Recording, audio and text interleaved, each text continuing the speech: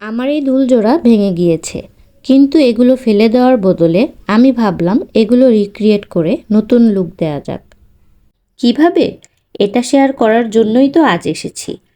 আজ আপনারা দেখবেন পুরনো ফেলে রাখা অর্ধেক ড্যামেজড দুল দিয়ে কিভাবে নতুন দুল রিক্রিয়েট করি আমি। তো চলুন শুরু করা যাক। শুরুতে নিলাম ফ্যাব্রিক। আমি লাল রঙের এই ফ্যাব্রিকটি ইউজ করব। এটার মধ্যে গোল্ডেন আফসান প্রিন্ট করা আছে। তবে আপনারা চাইলে প্লেন ফেব্রিক অথবা আপনাদের পছন্দ মতো যে কোনো প্রিন্টেড ফেব্রিক দিয়েও দুলের কাজ করে নিতে পারবেন। ইভেন কাতান ফেব্রিক দিয়ে দুল করলেও খুব সুন্দর মানাবে। এখন একটি কার্ডবোর্ড নিয়ে নিলাম। এটাকে আজ সার্কেল করে কাটবো এবং সার্কেলের জন্য আমি ঘরে থাকা এই বোতল ক্যাপটি নিয়ে নিয়েছি। আপনারা আপনাদের রিকোয়ারমেন্ট অনুযায়ী সার্কেলের জন্য সাইজ চুজ করে নেবেন। দেন এটার মাপ মতো কার্ডবোর্ডে ড্র করে নিব। দুইটা সার্কেল ড্র করে নিচ্ছি আমি। সার্কেল ড্রয়িং শেষ। এখন শার্প সিজার দিয়ে ধীর হাতে সুন্দর করে সার্কেল কেটে নিতে হবে। ফিরছি সার্কেল দুইটা কেটে নেওয়ার পর। এই কাজটির বেলায় আমি বলবো তাড়াহুড়ো না করে ধীরে এবং স্মুথভাবে সার্কেল কেটে নিতে। দুইটা সার্কেল কেটে নিয়েছি।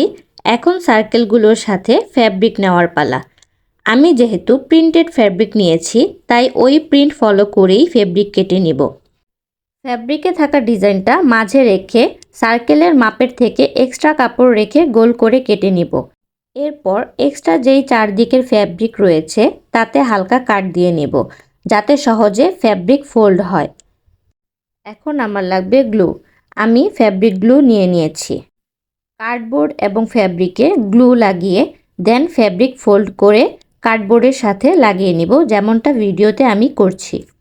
প্রয়োজনের চেয়ে বেশি গ্লু নেবেন না কখনো, এতে কাপড় নষ্ট হয়। আমি সব সময় কম গ্লু নিয়েই কাজ করতে পছন্দ করি। এই তো একটি ফেব্রিক কার্ডবোর্ডে অ্যাটাচ হয়ে গিয়েছে। সেমভাবে অন্য ফেব্রিকটিও করে নিব আমি। দেখুন ফেব্রিক অ্যাটাচ হয়ে গিয়েছে। এখন এটা দেখতে বড় সাইজের বাটনের মতো দেখাচ্ছে। এই পর্যায়ে আমি কিছু গোল্ডেন বিডস নিয়েছি।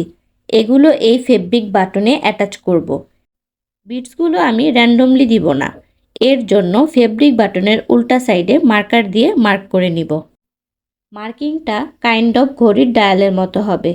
প্রথমে সমানভাবে সার্কেলের চারদিকে মার্ক দিচ্ছি। এরপর প্রতি দুইটা মার্কিংয়ের মাঝে আরেকটা মার্ক দিচ্ছি। তাহলে সার্কেলটাকে 8 ভাগে আমি 8টা মার্ক দিয়ে দিলাম। যেহেতু আমার ফেব্রিকের ঠিক মাঝে একটা প্রিন্ট, তাই ওই প্রিন্ট ফলো করে আমি মার্ক টানছি। দুইটা সার্কেলে মার্ক করা হয়ে গেলে আমি বিডস অ্যাটাচ শুরু করব এবং এর জন্য আমার লাগবে সুই সুতা। দেখুন আমি একটি মার্ক বরাবর নিডেল তুলেছি।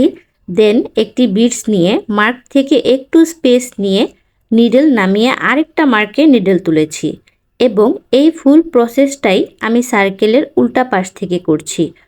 ফ্রন্টে কোনো র সাইড ভাসবে না। সেকেন্ড মার্কে এসেও আমি সেমভাবে একটি বিড নিয়ে মার্ক থেকে একটু স্পেস ছেড়ে নিডেল নামিয়ে নেক্সট মার্কে এন্টার করেছি এবং এভাবেই সম্পূর্ণ সার্কেলের 8টা মার্ক ফলো করে টোটাল 8টা গোল্ডেন বিড বসিয়ে নিব আমি।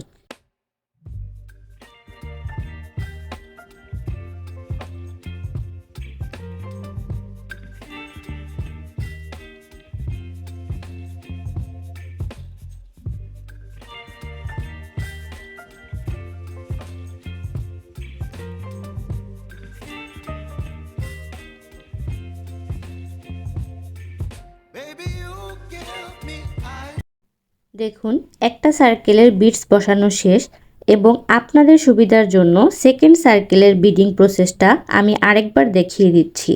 সার্কেলের উল্টা দিক থেকে নিডেল তুলে একটি বিড নিয়ে কিছুটা স্পেস রেখে সামনের দিকে নিডেল নামিয়ে পরের মার্কে চলে যাব এবং এভাবেই এটারও সম্পূর্ণ বিডিং শেষ করে নিব আমি।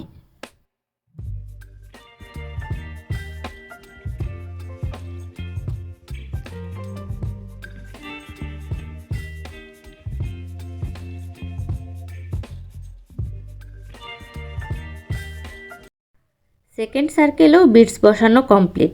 এখন জাস্ট সুতা নট দিয়ে কেটে নিব। দেখুন বিডস বসানোর পর সার্কেলের লুক কেমন বদলে গিয়েছে। এখন আমার স্বাদের ঝুমকা দুইটা রিইউজের পালা। এর আগে এগুলো পুরনো দুল থেকে আলাদা করে নিতে হবে। ব্যাস হয়ে গেল। এখন দরকার জাম্প রিং, ঝুমকা সার্কেলের সাথে অ্যাটাচ করার জন্য।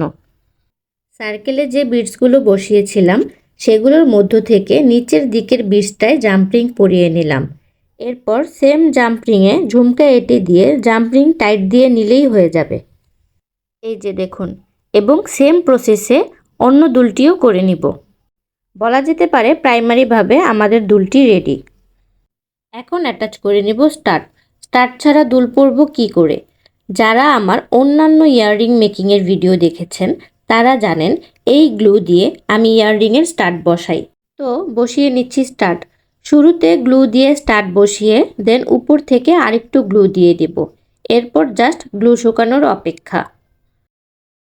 গ্লু শুকিয়ে দুল তো রেডি, কিন্তু এটার ঝকঝকে ফ্রন্ট দেখলে তো হবে না, ব্যাক পার্টটাও ফিনিশিং চাই।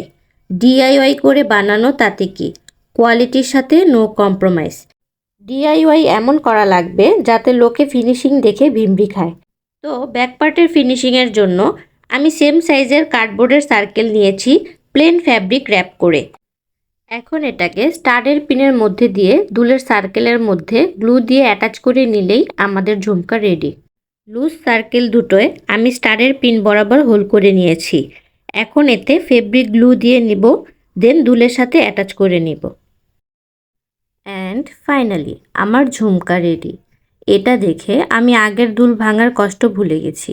আর ফ্রন্ট এবং ব্যাক দুই দিকের ফিনিশিংটা দেখুন।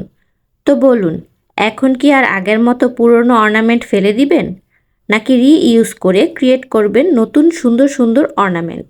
আপনাদের ফিডব্যাকের অপেক্ষায় রইলাম। আর আপনি যদি গহনা প্রেমী হন তাহলে বলবো আপনার জন্যই আমার চ্যানেলে আরও অনেক অর্নামেন্ট রিলেটেড ডিআইওয়াই ভিডিও রয়েছে, চাইলে দেখে নিতে পারেন। চ্যানেলটি সাবস্ক্রাইব করার অনুরোধ করে আজকের ভিডিও এখানেই শেষ করছি। সবাই ভালো থাকবেন।